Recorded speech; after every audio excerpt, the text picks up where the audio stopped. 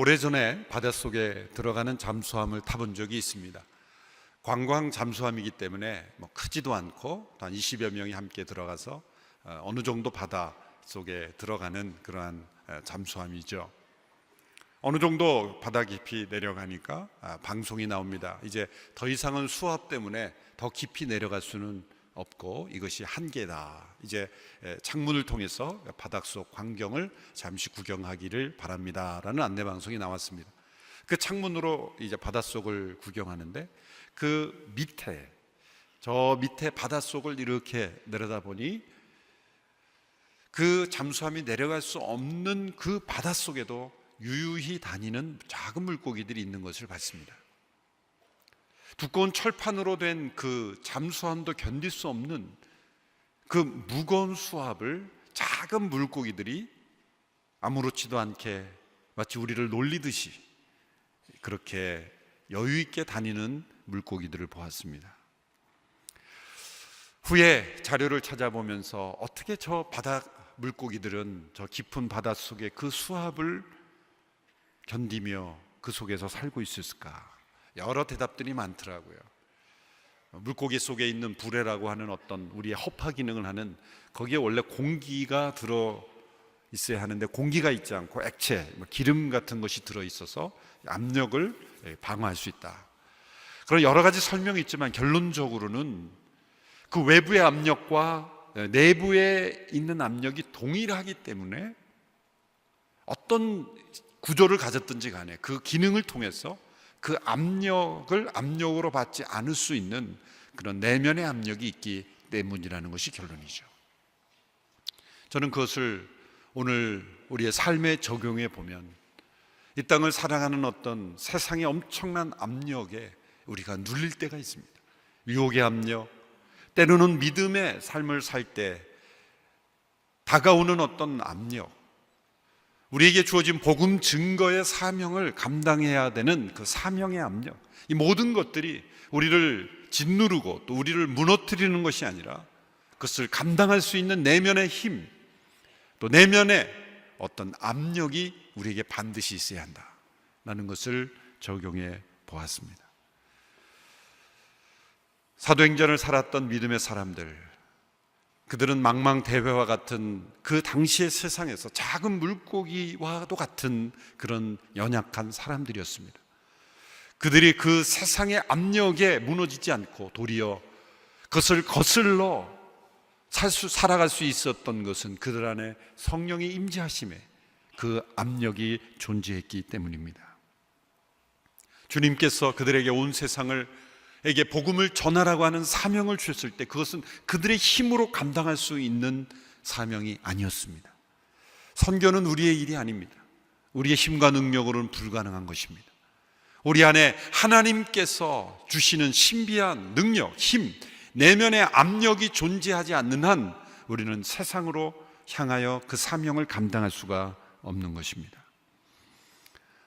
선교는 우리가 하나님의 일을 하는 것이 아니라 하나님께서 우리를 통해서 일하시는 겁니다. 진정한 선교가 이루어지기 위해서는 우리가 선교하는 것이 아니라 우리 안에서부터 먼저 선교가 일어나야 하는 것이죠. 하나님의 역사가 일어나야 되는 것이죠. 우리가 전하는 복음일 뿐만 아니라 우리 안에 복음의 역사가 먼저 일어나야 하는 것입니다. 사도행전 13장에 나오는 이 안디옥 교회의 모습을 통해서 우리는 선교적 교회의 참된 모습을 볼 수가 있는 거죠. 그것은 복음을 온 세상에 전하는 교회임과 동시에 그 공동체 안에 하나님의 역사가, 하나님의 임재가, 그리고 성령의 능력이 임재함으로 나타나는 어떤 모습들이 있었다는 거예요. 첫 번째로 그 안디옥 교회 성도들 가운데는 벽이 존재하지 않았다. 어떤 장벽이 존재하지 않았다는 것을 알 수가 있습니다. 특별히 그들의 리더십들 가운데 어떠한 사회적 배경, 문화, 어떤 경제, 인종, 언어의 차이로 인한 장벽이 존재하지 않는 하나됨을 유지하는 그런 교회의 모습을 보여주었다는 것을 우리가 알 수가 있습니다. 선교적 교회는 어떤 외부의 사역 이전에 내부의 선교에 성공한 교회입니다. 그리스도 안에서 모든 장벽이 무너지고 십자가 앞에서 자기 자신을 부인함으로 어떠한 차이도 극복할 수 있고 어떠한 장벽도 뛰어넘을 수 있는 교회, 그것이 진정한 선교적 교회의 첫 번째 모습이라는 거죠. 그 모습에 대한 힌트를 우리에게 알려주는 것이 1절에 나오는 안디옥 교회의 리더십들의 명단입니다. 1절의 말씀을 우리 같이 한 목소리로 읽어보도록 하겠습니다. 시작. 안디옥 교회에는 예언자들과 교사들이 있었습니다. 그들은 바나바, 니게르라고 하는 시므온, 구레네 사람 루기오, 분봉왕 헤롯 안티파스와 어릴 때부터 함께 자란 마나엔, 그리고 사울이었습니다. 이들의 역할을 예언자들과 교사들이라고 합니다. 예루살렘 교회는 사도들이 있었는데 이제 안디옥 교회는 예언자들과 교사들, 이런 역할로서 그 회중을 이끌어갔다는 것을 알 수가 있습니다. 이게 가장 중심적인 역할을 하는 사람이 바로 바나바라는 것을 알 수가 있죠. 이 바나바가 예루살렘께 파송을 받아 안디옥 교회에 형성된 성도들을 믿음을 격려하고 양육하는 일을 책임 맡은 사역자라는 것을 알 수가 있습니다. 제일 마지막에 나오는 사울이라는 사람이 나옵니다. 다메섹 도상에서 주님을 만난 바울이라고도 하는 사울이죠. 사울은 이 히브리식 이름이고 바울은 이제 그리스식 이름이죠. 그래서 흔히 사울이 바울로 개명을 했다, 그것이 아니라 그 히브리 문화권에서는 사울로 불리고 또 헬라 문화권에서는 바울로 불림으로써 이제 이방 세계에 복음을 전하는 사역을 주로 하기 때문에 13장 이후부터는 주로 바울로서 많이 사용되는 것뿐입니다. 사울이 제일 마지막에 나온 이는 헬라어 문법적인 표현으로 가장 중요한 어떤 사람들의 명단을 열거할 때 가장 중요한 역할을 하는 사람을 제일 첫 번째 두고 그 다음으로 중요한 역할을 하는 사람은 그 다음에 두지 않고 제일 마지막에 두는 것이 이 문법적인 특징입니다. 그래서 바나바, 사울을 중심으로 그 안에 여러 사람들의 이름이 나옵니다. 이 명단들을 보면 인종을 초월한 그런 리더십들이 구성되었다는 걸 알 수가 있습니다. 구레네 사람 루기오, 구레네는 북아프리카 지역이죠. 바나바는 구브로 출신 유대인이고 또 니게르는 로마 이름이고 시므온은 유대인입니다. 이렇게 각층의 인종들이 함께 모여 있는 다민족 공동체였고 그 리더십들도 다민족 리더십으로 구성되어 있다는 걸 알 수가 있습니다. 또한 사회적 위치도 초월했다는 것을 알 수 있습니다. 거기 보면 후반부에 분봉왕 헤롯 안티파스와 어릴 때부터 함께 자란 마나엔, 그리고 사울, 이렇게 되어 있습니다. 헤롯 안티파스, 그는 헤롯 대제의 아들이죠. 당대 로마 최고의 권력자입니다. 헤롯 안티파스, 분봉왕 중에 한 사람이죠. 헤롯 대왕의 이 4명의 자녀들이 서로 유대 팔레스타인을 나누어서 통치했는데 그 중에 한 왕 헤롯 안티파스와 어릴 적부터 함께 자랐다. 개역 번역에서는 이 젖동생이다 이렇게 번역을 했죠. 그것은 함께 젖먹이 때부터 함께 자랐다. 이거는 왕실의 친족이거나 동시에 마음대로 왕실을 드나들 수 있는 사회적 신분을 가진 사람이 아니면 불가능한 거예요. 로마 사회에 왕족 중에 한 사람이었을 가능성이 높습니다. 마나엔. 그런데 그가 안디옥 교회의 리더십대로 성령으로 충만함으로 인도함을 받는 리더 중에 한 사람이 되어 있다는 거예요. 반면에 사울은 바리새인 출신의 가난한 선비 같은 사람이었을 겁니다. 이 이름들만 봐도 어떤 사회가 가지고 있는, 그 당시의 문화 사회가 가지고 있는 그 가장 근본적 차이를 뛰어넘은 그런 공동체였다는 걸 알 수가 있습니다.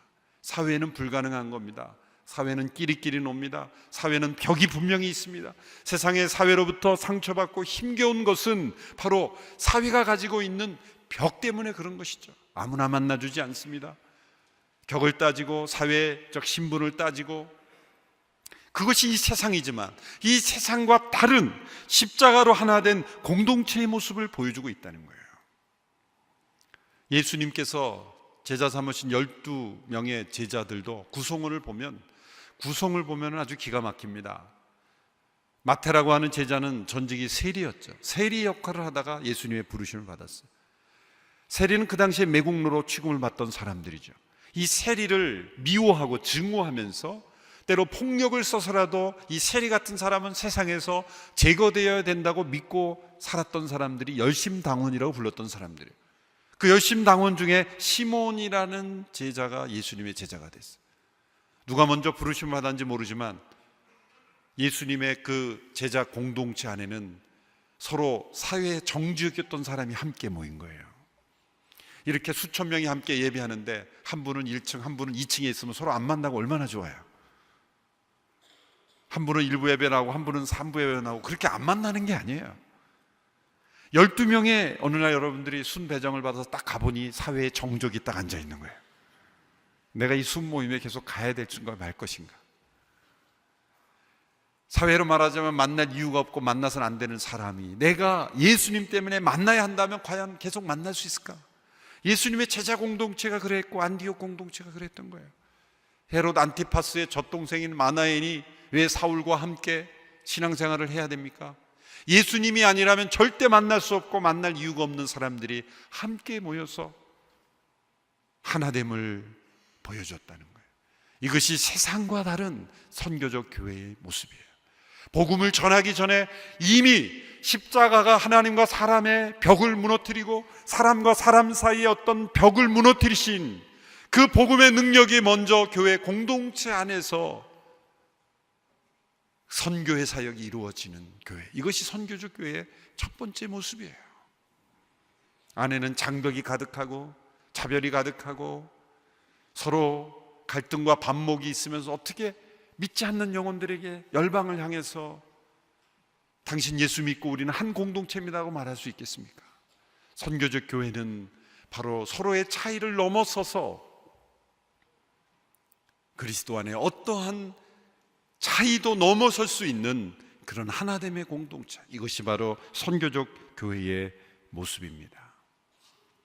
두 번째로 선교적 교회의 모습은 안디옥 교회를 통해 나타나는 것은 함께 기도하며 예배하는 금식하는 가운데 성령님의 음성을 듣고 순종하는 그러한 모습이 있었다는 거죠. 선교적 교회라는 말만 들으면 정신없이 미치도록 어떤 사역을 꽉 찬 스케줄을 따라 행하는 그러한 선입견을 가지게 되기가 쉽습니다. 그러나 선교적 교회는 예배와 금식 그리고 합심하여 기도하는 가운데 하나님과의 살아있는 교제가 있고 하나님의 음성을 듣는 그러한 성도들, 리더십들이 있다는 거예요. 성령의 음성을 듣고 성령님께서 원하시는 대로 순종하는 교회의 모습이 선교적 교회의 모습이라는 거예요. 예배는 나의 즐거운 엔터테인이 아닙니다. 하나님의 음성을 듣는 시간이에요. 우리가 주를 위해 무엇인가를 하려고 하기보다 하나님께서 어떤 말씀을 주시는가를 듣는 게 더 필요해요. 워킹 타임보다 웨이팅 타임이 더 중요한 거예요. 하나님의 음성을 기다리는 시간이 없으면 하나님을 위해 일하는 것이 다 나의 일이 되어버리고 우리의 비즈니스가 되어버릴 위험이 많은 것입니다. 참된 예배에는 성도들이 그리고 특별히 앞선 지도자들이 성령님의 음성을 민감하게 듣고 순종할 줄 아는 그러한 교회인 거예요. 이게 선교적 교회예요. 이 본문으로 고옥한우 목사님께서 사도행전을 강의하시면서 이 본문을 설교하시면서 이렇게 말씀하신 내용이 제 마음속에 깊이 와닿습니다. 제가 한번 그 부분을 읽어드리겠습니다. 교회 안에서 인간 관계가 비틀어지는 이유는 어떤 조직이나 행사를 중심으로 사람을 묶어 놓으려고 하기 때문입니다. 할 수 없어서 회장, 부회장, 총무 등을 세워놓지만 사실 가장 이상적인 공동체는 조직 자체가 없는 것입니다. 필요하면 모두 회장 역할을 하고 필요하면 다 총무 역할을 할 수 있어야 하는 것입니다. 교회 조직은 그저 흩어져 무너져 내리지 않을 정도로만 존재하는 것이 좋습니다. 어떤 형식이나 틀이 아닌 사람들 자체의 응집력으로 하나 될 수 있어야 합니다. 그 비결은 바로 합심하여 기도하는 것입니다. 교회는 조직으로 사람을 묶어놓는 세상 조직이 아닙니다. 합심하여 성령 안에 함께 기도하고 하나님의 음성을 듣고 순종할 때 그것이 어떤 변화이든지 간에 성령의 음성을 듣고 합심하여 기도하며 순종할 줄 아는 교회, 그것이 선교적 교회예요. 성령님께서 이들에게 말씀하신 내용은 무엇입니까? 2절 3절의 말씀을 보십시오. 같이 읽어보겠습니다. 시작. 그들이 주께 예배드리며 금식하고 있을 때 성령께서 그들에게 너희는 바나바와 사울을 따로 세워 내가 그들에게 맡긴 일을 하게 하라 하라고 말씀하셨습니다. 그래서 그들은 금식하며 기도한 후 바나바 사울에게 손을 얹고 그들을 보냈습니다. 성령님의 음성이 그들에 들렸습니다. 이것은 어느 한 사람이 아니라 복수적인 거라는 거예요. 바나바와 사울을 따로 세워 내가 그들에게 맡긴 일이라. 어떤 일인지를 구체적으로 말씀하지 않으셨어요. 성령의 음성은 한 번에 모든 것을 다 말씀해 주지 않고 이렇게 순종하면 그 다음 스텝을 말씀하시죠. 빌립이 대표적인 예죠. 광야로 내려가는 길을 가라. 누구를 만날지 말씀하지 않으셨어요. 그 길을 가니 거기에 에티오피아 재무관리가 지나가고 있어요. 병거로 나아가라, 올라타라. 이렇게 순간순간 성령의 인도하심을 따라 말씀하시는 거예요. 왜 한 번에 말씀하지 않을까? 우리가 감당을 못합니다. 모든 시나리오를 한꺼번에 말씀하시면 두려워 포기할 수도 있고 때로 교만해질 수도 있기에 성령님의 음성은 한 스텝 한 스텝 순종할 때마다 주시는 겁니다. 또 과정이 있습니다. 성령님의 음성이 들렸지만 정말 이들은 성령 충만하기 때문에 금식하여 기도한 후 바로 손을 얹고 바로 파송이 되었지만 사실은 대부분의 사람들에게는 성령의 음성을 듣고 순종하는 데 있어서 그 음성을 소화하는 시간이 필요하다는 것을 우리는 잘 알고 있어요. 여러분은 어떻습니까? 성령이 말씀하시면 곧장곧장 마음이 막 움직여집니까? 마음에 이 갈등이 일어나는 거예요. 온누리교회 30년의 역사에서 정말 하나님이 주목하시고 우리 모든 성도들이 기억해야 될 것은 초창기 장로님들이 초기 선교사님들이 됐다는 거예요. 선교적 교회로 쓰임받는 교회를 보면 대부분 공통점이 초기 리더십들이 다 선교사나 헌신적인 사역에 헌신하고 있다는 거예요. 정치적인 어떤 기득권, 정치력을 가지고 좌지우지하는 그런 리더십이 아니라 선교적 리더십으로 헌신에 앞장서는 모습을 보인 교회가 대부분입니다. 저는 온누리교회 초기 리더십들 가운데 두 분을 예를 들고자 합니다. 한 분은 돌아가신 고 조성록 목사님, 군 장성으로 예편하신 이후에 은퇴 이후에 새로운 삶을 선교사로 헌신하신 분이죠. 부인 되시는 유인필 권사님이 쓰신 은발의 소명자라는 그런 간증집에 거기 보면 부르심을 받는 내용이 나옵니다. 1990년 한동대학교 총장 역임하신 김영길 장로님이 그 조성록 장로님을 일본 창조과학회 세미나에 모시고 간 거예요. 근데 통역자가 부족해서 이분이 일본어를 잘하시기 때문에 통역을 갑자기 하게 됐는데 너무 잘하신 거예요. 주변에 있었던 분들이 당신처럼 일본어를 이렇게 잘하는 사람을 하나님이 그냥 내버려 둘 리가 없습니다. 그랬더니 이 장로님이 하신 말씀이 나는 일본을 좋아하지 않습니다. 그리고 딱 거부를 했다는 거예요. 그런 말 조심해서 해야 돼요. 하나님은 나는 어떤 민족 싫어 그러면 글로 보내실 가능성이 높아요. 하나님께서 요나를 왜 니느웨로 보내셨을까요? 니느웨를 제일 싫어하는 사람이기 때문에. 하나님께서는 그분이 좋아하지 않는 일본으로 선교사를 부르셨어요. 그분의 일기에 보면 1994년 3월 30일 그분의 일기에 이렇게 기록이 되어 있습니다. 우리 민족이 가장 사랑할 수 없는 대상이 누구일까 생각해 봤을 때 그 대상은 바로 일본인이다. 내가 머지않아 생을 마치는 날을 생각하면서 일본인을 미워하는 마음과 그들이 잘못되기를 바라는 마음으로는 결코 천국에 갈 수 없다는 것을 깨달았다. 나는 일본인을 향한 사랑과 긍휼의 마음을 품고 일본에서 선교하기로 결정했다. 그리고 이것이 하나님께 주신 최후의 사명이라고 믿게 되었다. 양 국민이 서로 미워하거나 싫어하지 않고 서로 간에 진정한 평화를 갖게 하는 것이 상대방을 진심으로 사랑하는 것임을 알았기에 복음 전도자로서의 사명을 감당하기로 결단을 내렸다. 그래서 일본 선교사, 일본에서 개척해서 복음을 전하고 이제 주님 품에 가셨습니다. 온누리교회 팀 선교의 문이 열리기 시작한 것은 치과 의사셨던 최선수 장로님이 강남에서의 치과 생활을 정리하시고 중국 선교사로 떠나면서부터이죠. 주님의 분명한 부르심이 있었어요. 그런데 그 장로의 마음속에 이 일어나는 갈등이 있었다는 거예요. 성령님이 분명히 말씀하셨는데 바로 떠나기가 어려운 것이 바로 현실이었고 자신의 고민이었다. 그 갈등을 그분의 자서전 선교는 나에게 축복이었다라는 책에서 이렇게 고백하고 있어요. 중국으로 가겠다는 마음만 섰지 정작 아무것도 내려놓지 못한 상태가 계속되었다. 막상 떠나려 하니 집착하며 놓지 못하는 것들이 너무 많았다. 20년 동안 번창한 병원, 강남의 좋은 저택, 12년 동안 갖고 온 경기도 광주의 농장들을 비롯해 자질구레하게 집착하며 붙들고 있는 것들이 너무 많았다. 보기가 그토록 어려운 것인지 그때 체험하게 되었다. 특별히 장로님은 병원이나 집보다도 경기도 광주의 그 농장 가꾸는 걸 참 좋아하셔서 아름답게 가꾸는 농장을 포기해야 된다는 것이 제일 어려우셨다는 거예요. 그래서 그렇게 갈등하고 있는 중에 이제 가족과 함께 주말에 농장으로 내려가서 운전하던 중에 잠시 깜빡 조시게 돼서 사고가 난 거예요. 교통사고가 크게 났는데 가족들이 팔이 부러지고 다리가 부러지고 장로님도 갈비뼈가 몇 개 부러집니다. 병원에 입원하셔서 누워있는 중에 말씀이 그리워서 말씀을 펴시게 됐는데 누가복음 말씀을 우연히 펴시게 된 거예요.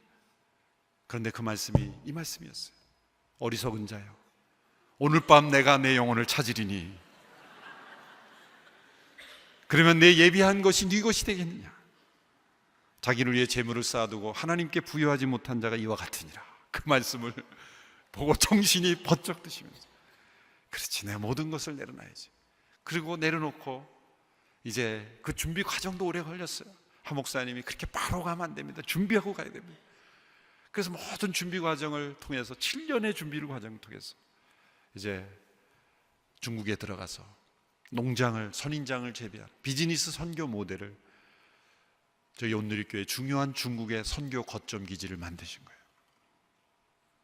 그때 함께 최순 장로님과 북경에서 반석 농장에서 사역하신 목사님이 박종길 목사님이세요. 제가 사진을 한번 찾아봤는데 왼쪽에 계신 분이 최선수 장로님이시고 오른쪽에 계신 분이 박종길 목사님이죠. 평양에서 베이징으로 가는 그 재배한 곡식들을 실어서 이제 보내면서 사진을 찍은 역사적 자료입니다. 성도님들은 잘 못 보셨을 거예요. 저희 교회 선교 역사의 바나바와 사울입니다. 그 최순 장로님, 박종길 목사님 그 책에서 너무 은혜를 많이 받았다고 그렇게 하는데 지금은 또 제가 은혜를 많이 받고 있습니다. 바나바와 같이 이렇게 참 섬기시는 귀한 분들이에요. 선교적 교회는 리더십들이 성령의 음성을 듣고 순종하는 그러한 교회, 그런 교회가 바로 선교적 교회입니다. 오늘 이렇게 30년에 하나님께서 주신 축복은 이렇게 초기 리더십들이 선교에 헌신하는 그러한 교회이기에 바로 하나님께서 선교적 교회로 온누리교회를 사용하고 계시다고 믿습니다. 하나님께서 저와 여러분도 부르시면 성령님께서 말씀하신 우리 모두는 다 순종해야 될 줄로 믿습니다. 아멘 하면 말씀하실까 봐 불안해서 아멘 안 하십니다. 같이 모두가 아멘 할 수 있게 되기를 바랍니다. 아멘. 2층은 안 하시네요. 세 번째, 선교적 교회는 영적 전쟁을 통해 사람들로 하여금 예수님을 믿게 하는 거죠. 하나님의 말씀을 믿게 하는 거예요. 여러분 보십시오. 이 첫 번째, 두 번째, 정말 십자가로 하나 되는 모습, 두 번째로 성령의 음성을 듣고 순종하는 모습, 이러한 모습이 있었기에 세 번째로 그들이 전하는 복음으로 말미암아 놀라운 역사가 나타나는 거예요. 이 두 가지의 요소가 없는 사역은 힘이 없습니다. 능력이 나타날 수가 없는 거예요.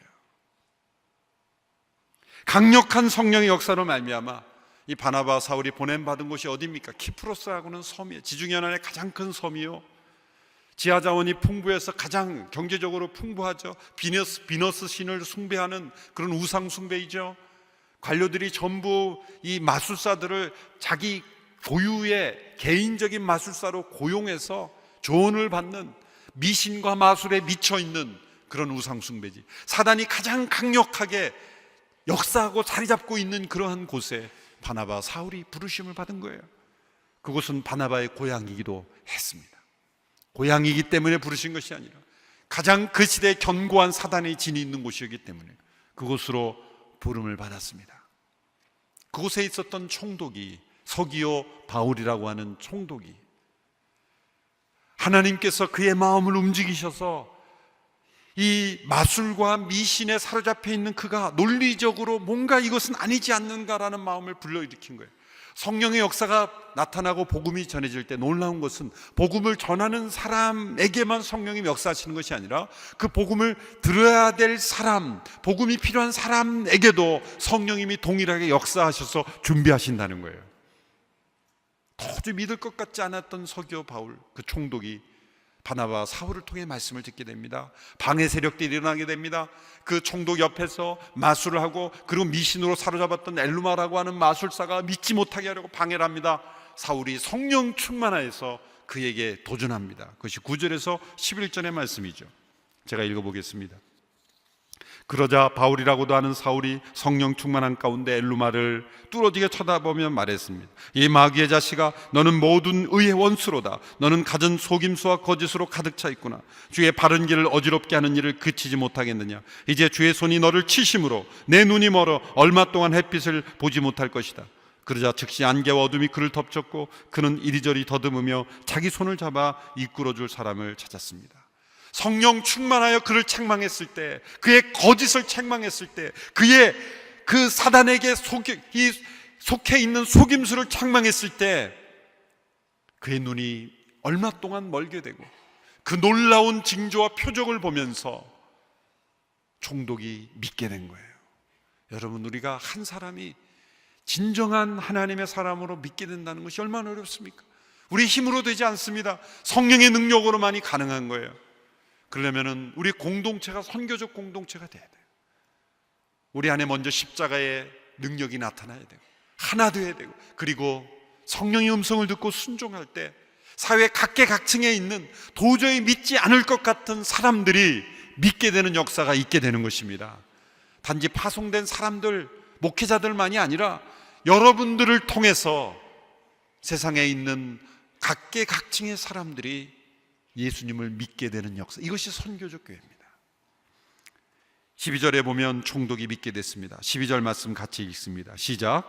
이 일을 보자 총독이 믿게 됐고 주에 관한 가르침에 그저 놀랄 뿐입니다. 무엇에 놀랐습니까? 믿을 뿐만 아니라 그 가르침에 놀랐어요. 여러분, 선교적 교회는 이렇게 세상을 놀라게 하는 교회입니다.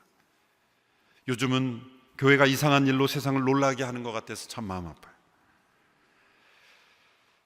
성령의 능력으로 세상을 놀라게 하는 교회.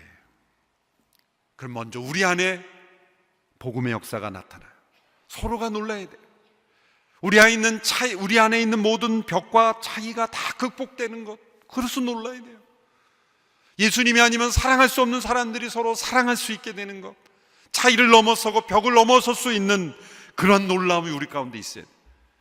세상이 들을 수 없는 성령님의 음성을 듣고 계산하여 미래를 점치는 것이 아니라 성령이 이끄시는 대로 순종하며 나아가는 그런 인생으로 나아가는 모습, 거기에 놀라야 돼요. 그럴 때 우리를 통해 하나님께서 놀라운 일들을 이루실 줄로 믿습니다. 우리 온누리교회가 이런 교회가 되기를 기도합니다. 이런 성도들이 되어 쓰임받는 우리 모두가 되기를 축원합니다.